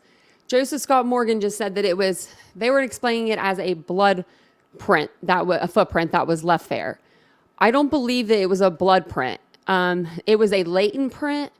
And I don't know if there's a difference. That's why I'm just looking right now, because I was like, wait a minute, because the officers didn't even spot the footprint or whatever at the door until they ran chemical testing and like luminol and stuff. And then like we read it in the affidavit, and then it pulled the print up, and that's when they were able to see the print.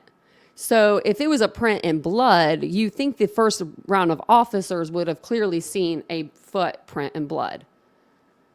So when I looked up like a latent print is an impression of the friction skin of the fingers or palms of the hands that have been transferred to another surface. So like a latent, let's put shoe print.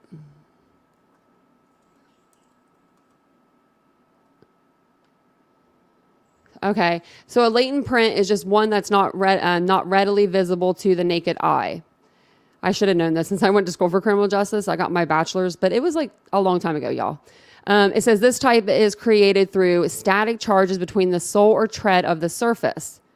Examiners or investigators use powder, chemicals, or alternate light sources to find these prints. So it does sound like it wasn't a bloody, like it doesn't look like it was a bloody print. Like,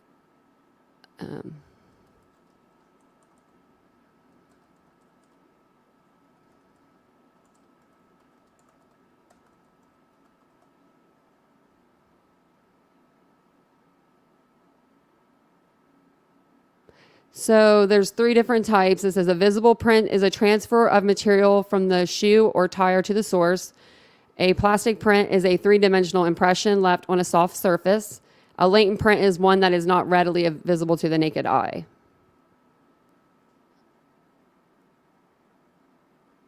Oh, yeah, that's a good idea. Yeah, that sounds about right. I think this Lady Justice said, I think the cinder block was there to sit on when they grilled out because the grill was right beside it. I could see kids doing that.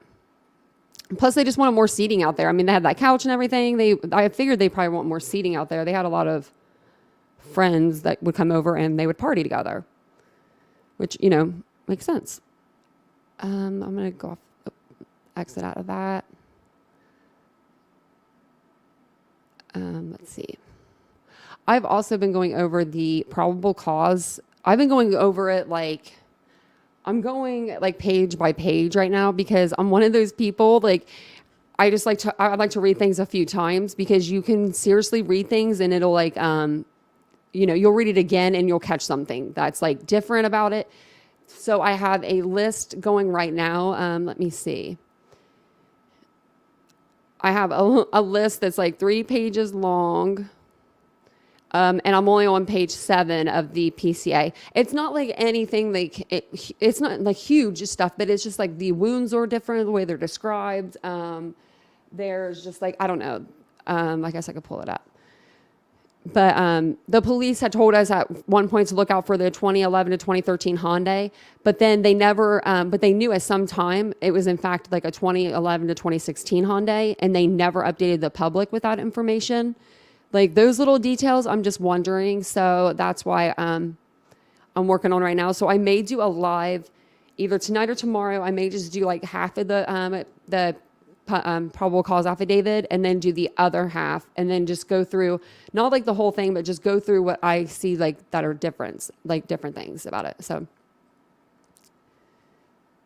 and you know, the probable cause is only what they need to give the DA in order for the DA to sign a, you know, arrest warrant for the suspect that they're trying to get.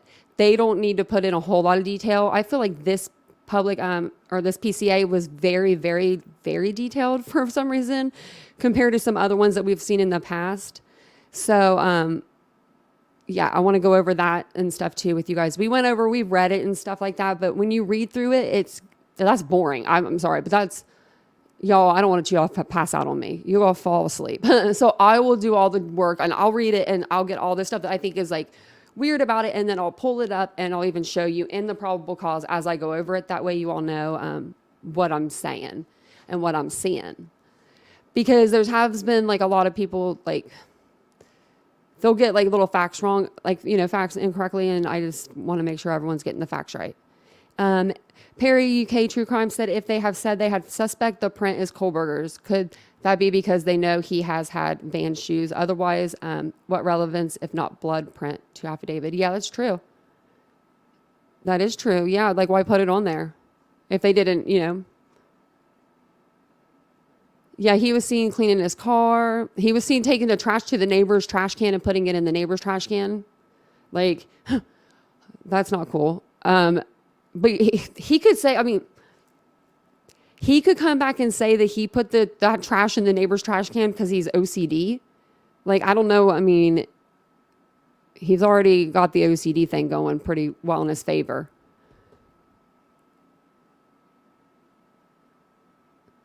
Yeah, I don't know why didn't they stop him from cleaning that? They must not have had the warrant yet or something. They were, yep, you're right. You're right. That's in my notes about that too. Like, they've been following him since the 29th. What did I put about that? I know that I was like, or maybe that's where I was at in the PCA. But I remember saying that. I think it might have been on like another live. But yeah, they've been following him for a while, and they didn't tell anybody. I mean, I guess they didn't. Maybe they just didn't really know for sure, but still. Oh, and another thing I wanted to show you guys. You are not going to believe. Okay, so you know our TikTok friend, Ashley.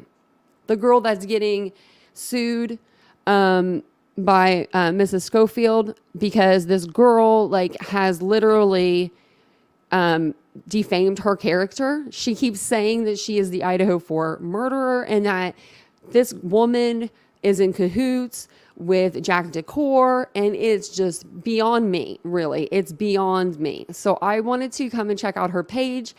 Last time we were on her TikTok, she had the 2 TikToks down with her in the robe. They were gone. But now she's back.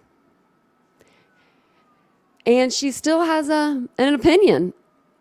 And I can't wait for her to go to court because it's just insane. Maybe the neighbor's trash, he didn't know. No, I think that they saw him like actually like go from his property to their trash can. I don't know. If the killer didn't get caught next time, he would be doing this, start chasing people inside the house. Like, yeah, you never know. At 4 a.m. It never looks good cleaning anything out at 4 a.m. Go dogs. My neighbor always uses my bins. Oh, really? I can see that though. I mean, really, I could see that if you are like OCD. I'm extreme OCD. Mine comes. My grandmother had it. My mother had it. My brother had it.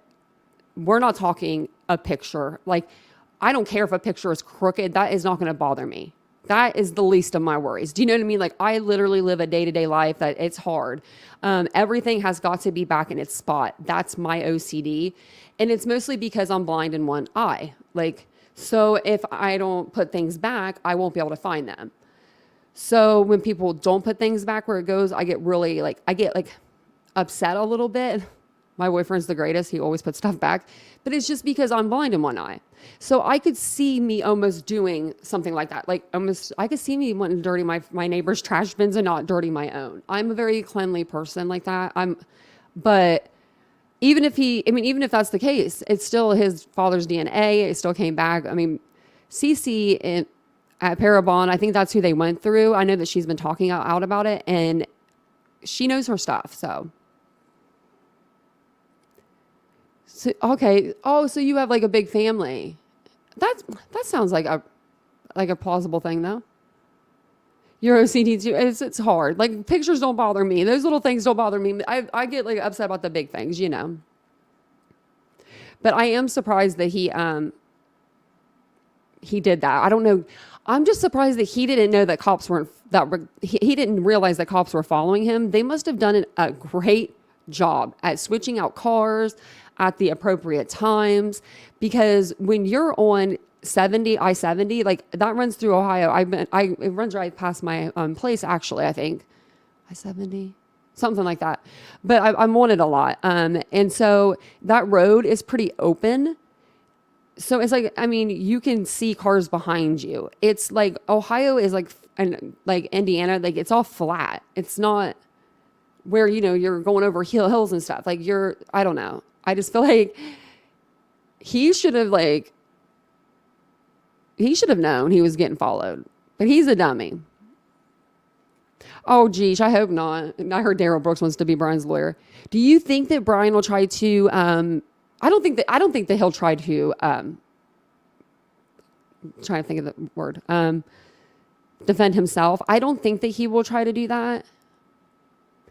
But oh, you'll never lose anything. I don't lose stuff at all. I usually don't. But then when I do, I get really upset. I'm like, oh my God, it's a terrible thing. But it actually, I mean, losing the eyes made me a lot better. Like a lot better as in like, I'm not as, I'm always ready for things. I'm always getting something ready for something, it feels like. So, okay, we'll go ahead and go through Ashley's TikToks really quick. Let me see here.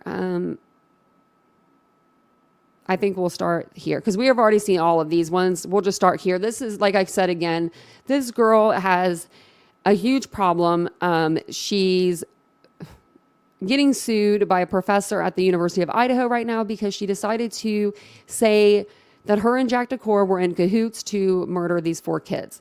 Also, she said that Kaylee was supposedly a lesbian and she was seeing this said professor. That doesn't even make any sense to me because why would a professor and the ex-boyfriend be in cahoots then? I mean, I don't know. She's, I don't know. She's something else, guys. But she is also a tarot card reader. But you will never see her tarot cards. I don't understand it myself, but you know, that's what she is. Also, if you haven't already if you don't know, her backup account is Ashley is God in the flesh. So she's something else. I just can't believe she's still doing it. I don't want to refresh the page because every time I refresh her page, it ends up going away. Regarding the negative commenters, this includes Okay, let me turn it up real quick. News media, misquoting me, saying lies. Regarding the negative commenters, this includes the biased news media, misquoting me, saying lies, and trying to paint me in a negative light. Personally, I'm not giving them any more of my energy or attention. It used to be fun because it was fresh, you know, and I laughed at it, didn't take it too seriously. But they keep saying the same thing because they lack creativity, they lack spirit. So they don't have the creative mind to say something different. So I'm bored with them. Therefore, I won't be responding. But if you want to respond to them, so be it. I just don't think they're worthy of my energy or yours. Just think about it. These people wait till I post just to say the same thing over and over. It's demonic, and it should be embarrassing. That's why a lot of them have fake pages. They're embarrassed to do it on their own page. Regarding the negative commenters, this includes the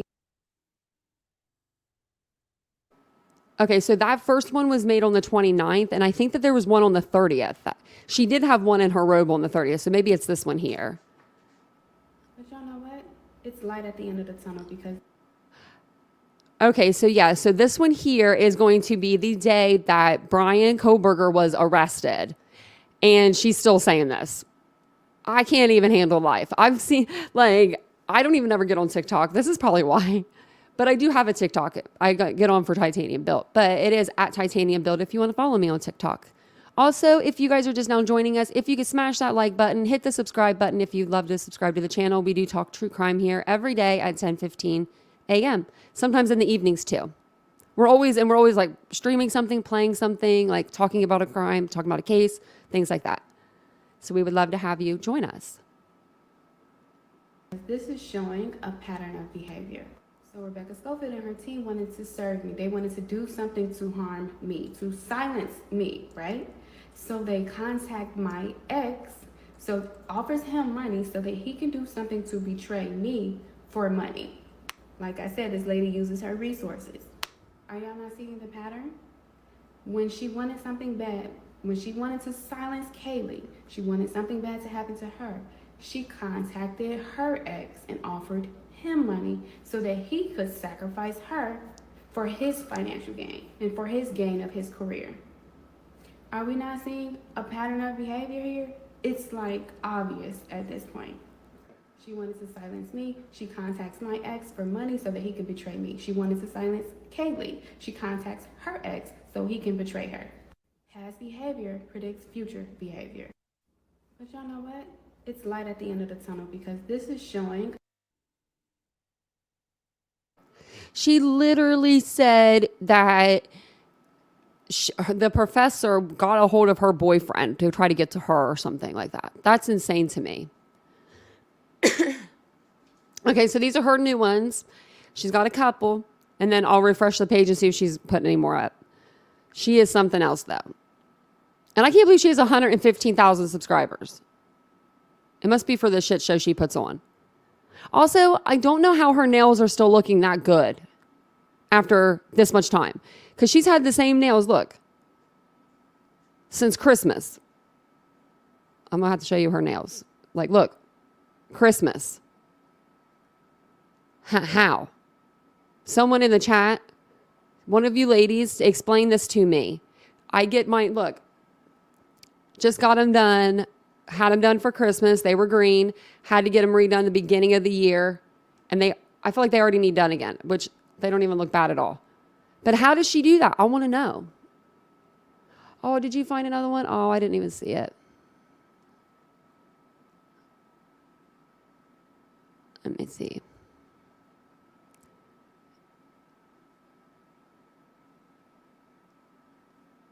Okay, yeah, I'll keep my eye. Thank you.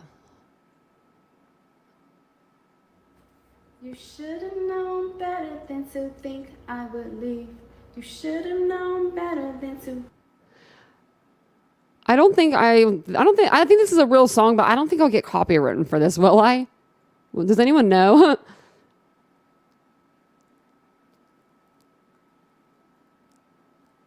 Are they still in the, I don't know. I just have to like keep my eye on the people in the chat. But yeah, does anyone know if I'll get copywritten for this? She got a solid nail tech. She must have something. I want to know. Like, what's the secret? I spent, for my Christmas nails, like, I'm going to try to change the subject, but I spent like $80 just for some presents on this finger. And you know what? They didn't even look like that. They didn't even really look like presents. Sorry. I didn't mean to all be on the mic, but they didn't even look that good. Like, they looked good. They lasted forever. I can't complain about that, but they didn't look that good. Not as good as hers. Are those press ones? I don't know. I need to know. Doubt, actually, it don't matter if I'm up, matter if I'm down. Either way, I'm gonna be around. You should. Maybe if I just pause it every once in a while, it won't like get me. But yeah, this is her singing. This is her ruining her life. She ruined her life. This is her actually ruining her life in the flesh. It's like, how do you seriously? How do you get so far off to where you're like not coming back from what you said? Like, I couldn't imagine being a creator and not being able to be like, okay, I messed up. I'm sorry. But this girl, she don't even. Should have known that I would stay by your side. You should have known your girl was gonna ride or die. And it just don't matter if you're rich or poor, out or in. 2 and 5 to 10. You should have known better. I would have blew that if I could sing, but y'all should have known better. TikTok had me banned. So apparently she said TikTok had her banned. Really? You're acrylic stage for 2 months? Man. Well, mine would too, I guess, if I took the nail polish off. This one chipped. I'm just like really upset about that because, I mean, nails are expensive. I mean, like, I can't afford that stuff. Like, but I gotta have my nails looking good. Yeah, she ruined her life. Yeah, she definitely did. Let's see her here. This is, was Kohberger the killer of the Idaho students? If not, let's see her response to the question. So I already posted this on my website and on my backup page. But anyway, the night of the murders, Rebecca Schofield was trying to get in touch with Jack DeCourt. She was having anxiety and control issues because he was not communicating with her. Before he committed the murders, he stole Murphy back. He cared more about Murphy than he did the money. He just felt like money, like the most important thing was Murphy to him. So anyway, so he spent some time in introspection before he committed the crimes to make sure it was something that he wanted to do to do. Again, getting Murphy back brought emotional satisfaction and fulfillment to him. So the rest of the stuff, he had to think if he really wanted to do it. So he started thinking about what his life was like in his glory days when he was winning, when he was playing tennis and he was winning. And he wondered if life could ever be that good again. And again, with this experience with Rebecca Schofield, she told him that it could be possible for him to play again and for him to win again. So he just sat and thought about it for a while, and he was not answering Rebecca Schofield. She thought he wasn't committing the crimes, so she panics. She goes back to the drawing board and she tries to figure out a solution to the problem. When she went back to the drawing board, she thought, who can I call? She felt like she had multiple options, and one of those options she felt was Brian Kohberger. She contacts Brian Kohberger, again, using her book Creative Arts app, sends him a link and sends a coded message as if she needed his expertise, like he was aficionado, and she needed his expertise in the conclusion of it or whatever. So he opens it up and he's reading the messages and he's like, what do you want? Speak directly, speak clear. What do you want? What do you need me to do? And she tells him what to do without telling him who she was. He wanted to know who she was, but she did not tell him who she was. She just said what he would receive if he was to go commit the murders. And in the book it says there will be a girl, and she's describing who he needs to go and murder. So he goes to, but she also tells him not to assume anything when he gets there, because Jack DeCour would be there or potentially be there. So when he gets there, Jack DeCour is already committing the crimes. He's not answering Rebecca Schofield because he's literally busy committing the murders. So she was making a mountain out of a molehill for nothing and implemented another solution to a problem that wasn't there. And therefore then they have Kohberger, who now knows Jack DeCour committed the murder. So Jack DeCour did not want a partner, did not want to share his whatever reward he was going to get for it. So Kohberger leaves, tells them to forgive each other, leaves. And Jack DeCour continues the crimes as planned. But then after that, they realized they had the issue of Kohberger. He knows what they did. And so that's why Kohberger eventually got sent off to the police. Oh, my lordy. So did you see the comment I highlighted? Comment of the whole year goes to this lady, Ashley Brown. She said, when's your court date? Yes, a vivid imagination. I can't believe her. I just can't even believe this woman. I wanted to show you guys that because I just was like, oh my gosh, she's back at it. Let me refresh the page just to make sure she hasn't posted anything yet today, because you never know. Nope, she hasn't. And then I was going to show you also. So I did a video on this and I put it out. So make sure you watch it. But I'm going to show you guys here too, because I want to, always end my lives on a good note and not on the killer's note. So last night, Zaina Kernodle, her best friend Sydney, did an interview with News Nation exclusively with Brian Eaton, and he just had a really good interview with her. She just kind of explains, she misses her best friend, and her dad explains that it was like losing a daughter to him, because the fact that Zaina was always there after school, a lot of times because her dad was a single parent, and you could just tell that they really care about her. So I wanted to show you guys that. And then I also wanted to show you, I just wanted to see if there was anything that we needed to be updated on. And then if you guys didn't watch the News Nation, we did the special. We streamed it live on my chat. So my live from Sunday night is the News Nation live. So it has the interview with Kaylee Gonzalez. It has all this really good information if you guys want to check that out. Then I believe it was Friday night or Saturday night, whatever night was 48 hours. We streamed that 48 hours episode of the, it goes over the whole Idaho 4 case. So that was really good. The 48 hours one was really good. It was touching. So let me see. So this is the one I was going to show you guys real quick. Answers that I would like. Until I get those, I think I still am going to be a little. Did you feel any relief, Sydney, when there was the announcement of an arrest? Yeah, definitely a little bit. I still think there's a lot of answers that I would like. So until I get those, I think I still am am going to be a little hung up on this. So just about the answers, I guess. Sydney Gribnitz was Anna's childhood best friend. Christina. Now Sydney and her dad have started a fundraiser through their gymnastics. How cute is Zaina right there? I think she is so cute. I'm going to play it again of her laughing because I just think she's so cute. And she had the perfect like eyes and like the perfect little smile.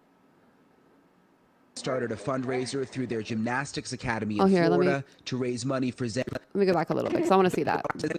It's just about the answers, I guess. Sydney Gribnitz was Anna's childhood best friend. Christina.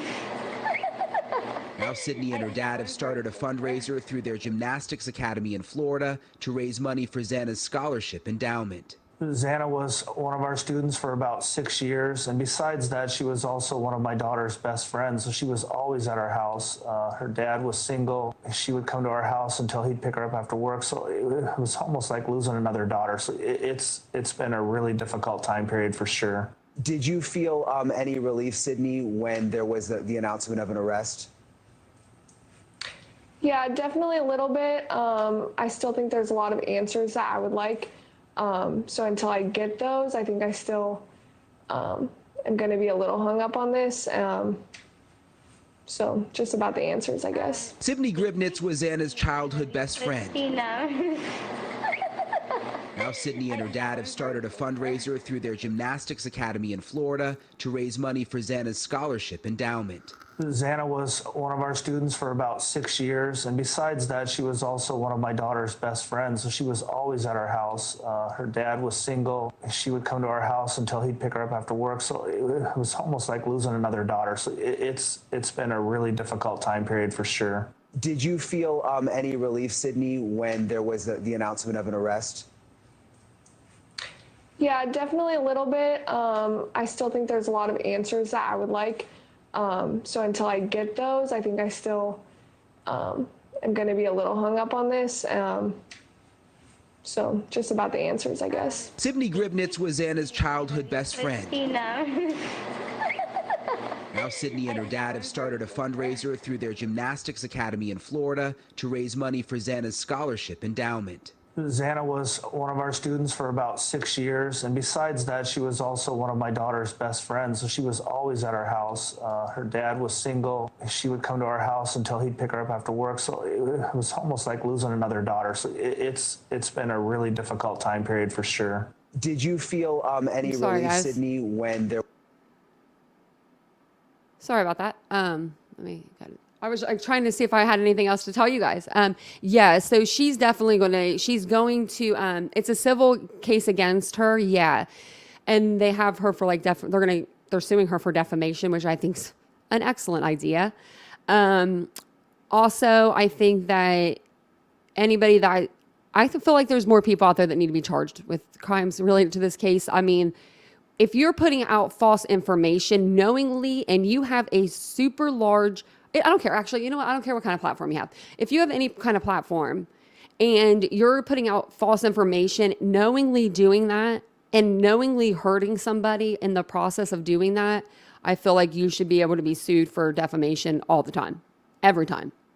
And I feel like YouTube should take people's channels down for that. I understand freedom of speech, things like that, but there's a difference between freedom of speech and defamation.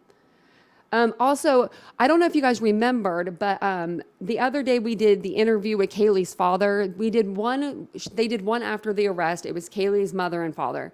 Then Kaylee's dad came out and did another interview. During that interview, I didn't catch it at the time, but Kaylee's father said that Brian was so close to the house that night, or that the times that he was coming and going, those 12 times, prior to the murders, that his phone was connecting to their Wi-Fi. Now, my only problem with that statement is do they not have their Wi-Fi password protected? Is that why it was automatically connecting to their Wi-Fi? Because if not, it would connect to every single person's Wi-Fi all the way, all the way back. So how would they be able to? I don't know how they would be able to distinguish that. So I figured I'd bring you guys that kind of information. I'm like, maybe you guys will know that. So I'm going to look into it. I was trying to ask Vincent because my boyfriend's in IT and stuff like that. So I was trying to ask him before the live, but he didn't get back to me in time. And he said some stuff, but I wasn't really comprehending it. So he just said that they would need to connect to it at some point. So I'll have to read my messages, but Wi-Fi is touching theirs. So like, because, normally if you go to someone's house, you have to like actually go onto their Wi-Fi, you click onto it. Like if you haven't already been to your friend's house and been connected to their Wi-Fi, it'll show up in the list of people. And all those houses are so close together. I'm sure that they're in the list of like 10 or 15 probably possible different Wi-Fi signals. I know I live in an apartment building, and here alone we have like 1 million. Let me see. Like we only have 8 people that live in this building, but we got 1, 2, 3, 4, 5, 6, 7, 8, 9, 10, 11, 12, 13, 14, like 15 different Wi-Fis. Oh, sorry. So yeah, I'm just wondering, I'll have to look into that. Could it be possible that the school had internet and he was connected to that Wi-Fi? Oh, it could have been. Yeah, he could have, and I don't know. He definitely could have connected to somebody's Wi-Fi while being in the area. I don't think that would be smart. And he went to school for this. Not just criminal justice, guys. He went to school for like cyber crimes, like like computer crimes and stuff. He wanted to do like those kind of things, like recover data from cell phones and ping cell phones, like, and find out where they've been and like do map analysis and things like that. And he went the opposite direction. I think someone steered him wrong. He got lost somewhere. Yeah, they all show up in a list, the nearby networks. Yeah, that's what I mean. So he would have to like literally, I wonder if he tried to connect to one of their Wi-Fis. You never know. What if one of the kids get an image or any video of the murder, such as Jodi Arias' case? Oh, I don't know. Or the Delphi case. That's a good question. I would hope so. Because at 4:50 or at 4:12, Zaina had her phone. He's gone by 4:20. So maybe. That's a good question. Now you're going to have me thinking about that one, Teresa. I'm going to be thinking about that all day. Okay, so that's all I really have for you guys today. I do have 2 videos that came out. Let's see. So don't forget to subscribe to the channel. I'm going to go ahead and share. So we are at 3919. Okay, so we only have to hit 5,000 subscribers until we do our next giveaway, which is going to be like a cash card giveaway. I'll either do like a card where I'll send it to you, or we'll do a card, like cash where I'll just send it to your PayPal or whatever you guys have. Whatever they have it out. I don't know. I use PayPal, but whatever you guys have, Cash App, whatever it is. So that's real time. I love that we're like growing. See how we're going so fast? So fast. I love it. But I wanted to show that to you guys before I got off the live.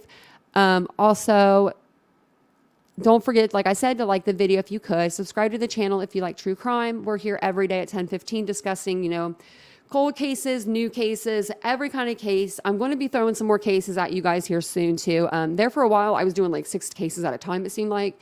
A lot of the cases right now are just, it's sad, but they're just sitting there. There's nothing, no new news. Michael Vaughn, nothing, no new news. I want to do an updated video though on everybody. So like Madalena, Kohberger, there's only a small update on her case, and that is her mother was actually in another part of the county or another county part of the time that she supposedly disappeared or she wasn't seen. So I want to go over that in a video with you, but it's just, there's some other things. Yeah. So the cases are just kind of sitting, like the Delphi case, Richard Allen's in custody. We're waiting, for him to go to court and things like that. So I will always keep you guys updated on all of the other cases as well. I know that we've been talking about the Idaho case for a while now, but it's because there's just so much information that's being thrown at us all at once.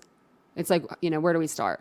Oh, thank you guys so much. I appreciate it. I just saw the chat. You guys are so nice. We are moving up. We're moving on up.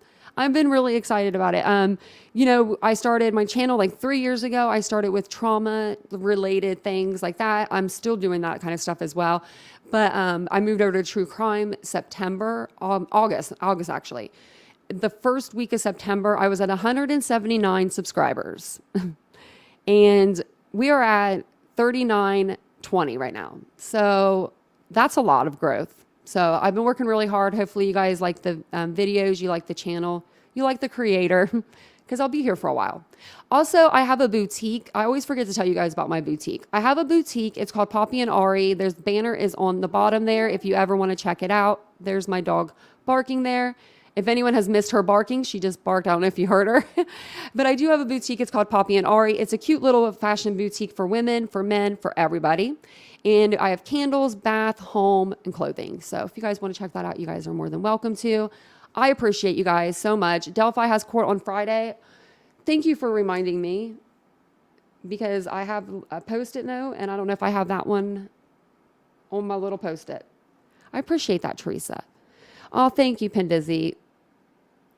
Oh yeah, no, I got you. Yeah, I will try to stream stuff for you guys if I can. If I get where I get demonetized, like right now I'm in an argument with YouTube with the 48 hours thing, but they said that they released it, 48 hours did, but YouTube hasn't released it yet. So, but I don't mind not having monetization if it was a great live. We had a great live. We had 1 million people in the chat.